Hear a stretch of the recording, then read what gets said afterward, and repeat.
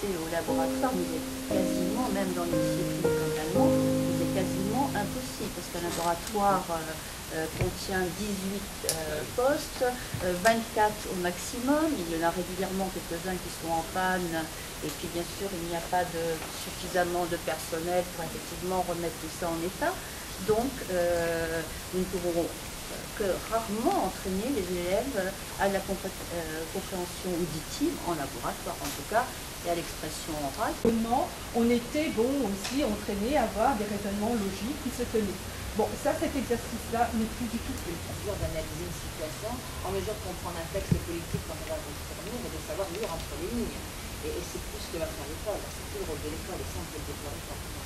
Réduction et dénaturation des enseignements formés. Mais les problèmes durent depuis quelques années déjà. Et ma question est, qu'est-ce qu'on fait maintenant? Qu'est-ce qu'on fait? Est-ce qu'on se mobilise? Et qu'est-ce qu'on propose si on se mobilise? Qu'est-ce qu'on fait tous ensemble? Qu'est-ce qu'on peut faire tous ensemble? Voilà. Je crois qu'effectivement, ça peut être utile. Moi, j'ai un peu une interrogation sur ce qui a été dit tout à l'heure et ce qui est dit par rapport au rôle du lycée. Je suis quand même un peu surpris. Je pense qu'effectivement, le but principal de l'école est de transmettre le savoir, mais c'est aussi apprendre à savoir l'utiliser et à savoir le... Et je pense pas qu'on développe son esprit critique uniquement à l'école, je pense pas qu'on ait besoin de nous l'apprendre, mais je trouve que c'est quand même une excellente chose que le lycée et l'école globalement aient vocation à nous aider aussi dans cette voie, même si on est aussi capable de le faire en dehors, dans d'autres cadres. L'éducation, c'est quand même une grosse importance. Mais Maxime voulait parler de ça. construction, il y a un tas de choses aussi qui font que sportifs, se regrouper pour une action, des choses comme ça. Et il y a moins de choses comme ça. Et je pense qu'il y a beaucoup de choses qui se sont construites, autrefois on va dire, et peut-être encore, justement quand on est impliqué dans les choses. Et c'est comme ça qu'on se construit un peu aussi son esprit critique. Moi j'ai du mal franchement à me dire... De cours par semaine, c'est énorme. Alors déjà on a 3-4 heures de travail en plus le soir. C'est énorme. Par exemple, moi cette année je suis au CTV. L'année dernière il y avait le bac pro qui était en 4 ans, maintenant il est en 3 ans. Il passe cette année on passe au DUT, on ne sait même pas quel examen on va avoir. Parce qu'on est il y a 4 professeurs qui... Des grèves comme ça, 10 jours d'intervalle, vous pensez que ça va être efficace? Non.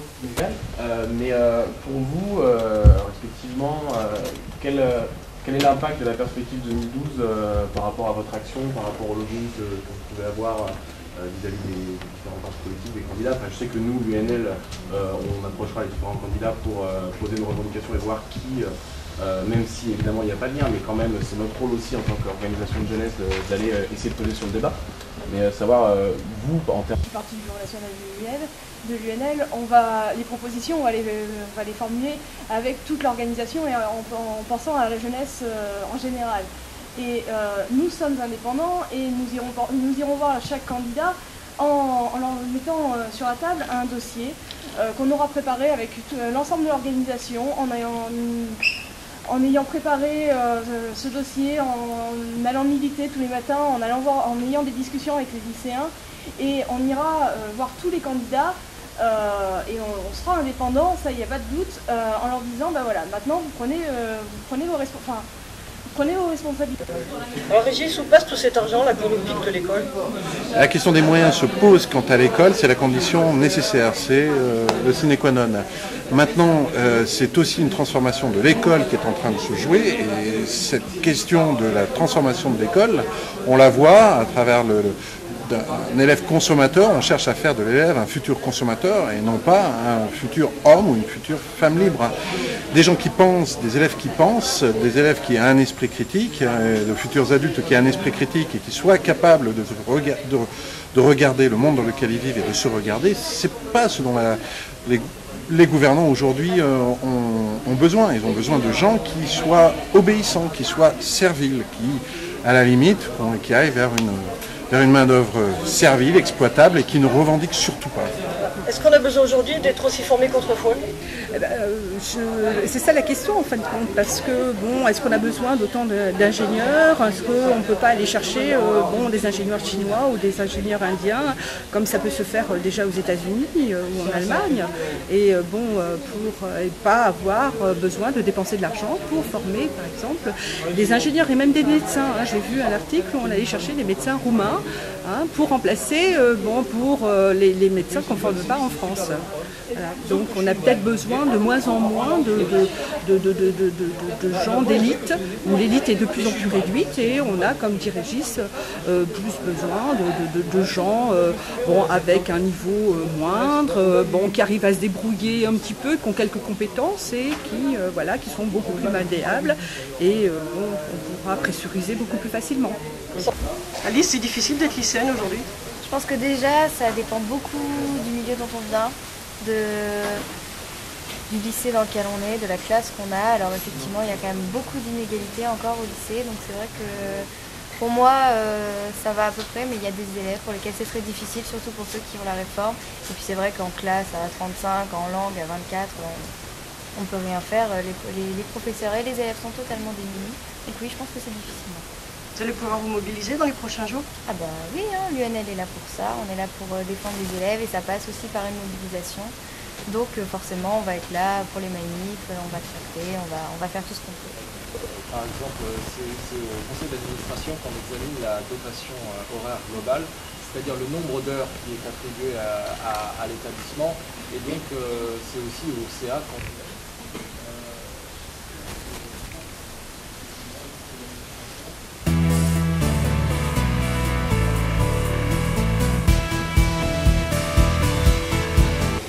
Alors Elsa, d'après toi, où va tout cet argent qu'on pique à l'école?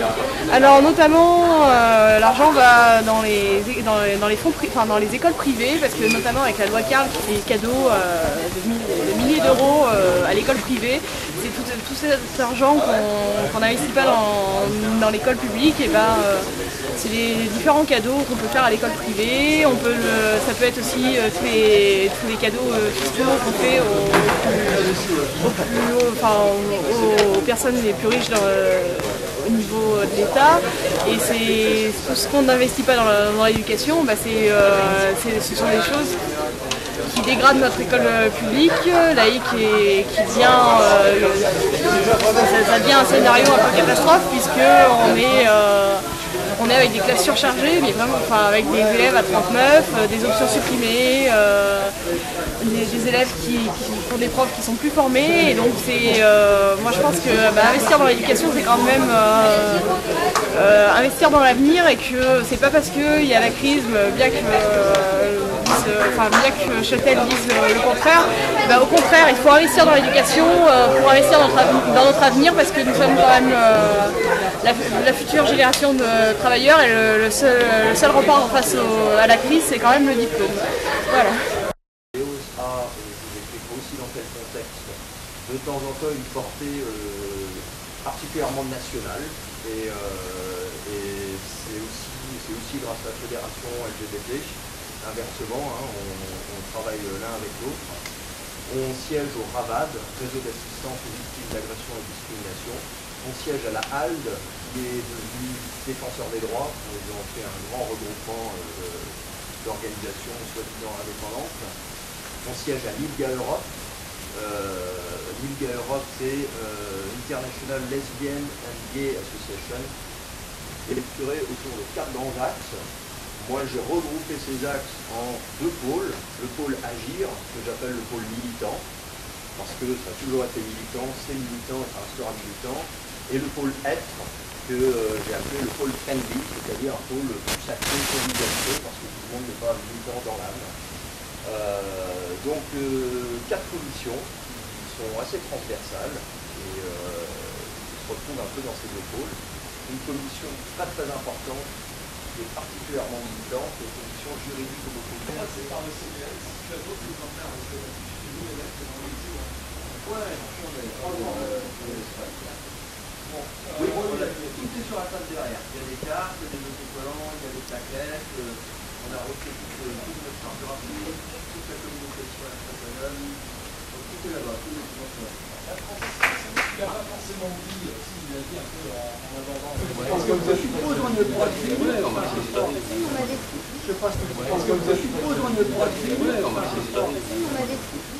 Ma mail de la Ligue, c'est les principes qui ont été les principes sociaux qui ont été promus par la Commune de Paris.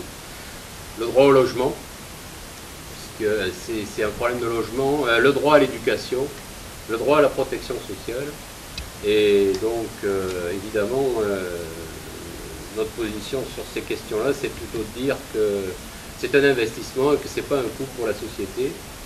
Et puis c'est vrai que CIMRAP, c'est le mouvement contre le racisme pour l'amitié entre les peuples.